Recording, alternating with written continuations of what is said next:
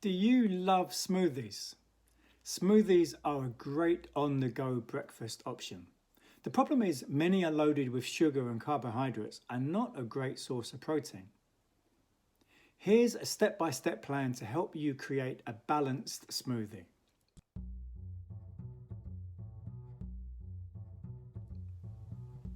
Creating balanced smoothies doesn't have to be complicated. Here's how in 4 easy steps. 1. Put in some protein. This could be Greek yogurt or whey protein powder. 2. Add fruit and veggies. Try only using 1 serving of fruit, like berries or peaches. For veggies, there are loads of options. 3. Add in your healthy fats, nut butter or avocado. 4. Add in your liquid of choice. I recommend water, almond milk, coconut milk, etc. You can even sneak additional veggies in by adding frozen riced cauliflower instead of ice. What's your favourite smoothie combination? Let me know in the comments.